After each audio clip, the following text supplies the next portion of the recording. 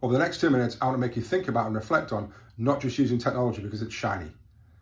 Now, research has demonstrated that over the last kind of 10, 20, 30 years, lots and lots of money has been spent on digital technology in our classrooms, but it's had limited impact because we haven't given our students a different challenge, and they haven't had to use different thinking with that technology.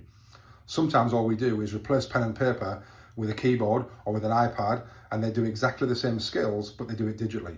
So if we think about this, that's not going to increase the learning. It might get some students more engaged because they're using something, with technology and it's flashy and shiny.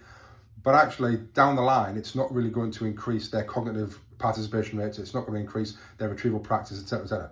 So it's thinking beyond that and not just being swayed by, I'll do, like I said before, someone say, I'm going to do an iPad lesson. Like, what's an iPad lesson?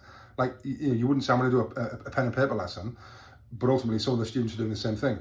And guess what? If they've just been using tablets all the time and they've been dragging and dropping all the time, lesson by lesson by lesson, and then at the end of the year, we put them in a 2-hour exam with a pen and paper and ask them to write, it's not going to work because I'm getting fatigued, I can't write. So they're out of practice. So if we're going to use technology, and I'm a massive advocate of technology, how can technology allow you to do things that you couldn't do with pen and paper?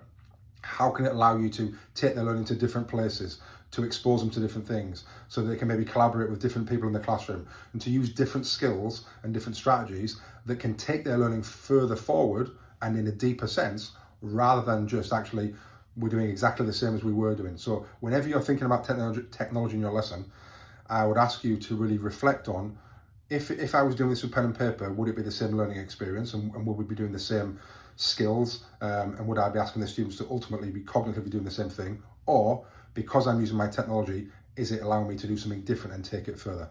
Once you answer that question, you'll then be able to answer the question of, is the use of technology good in this lesson, or is it just, again, because it's shiny?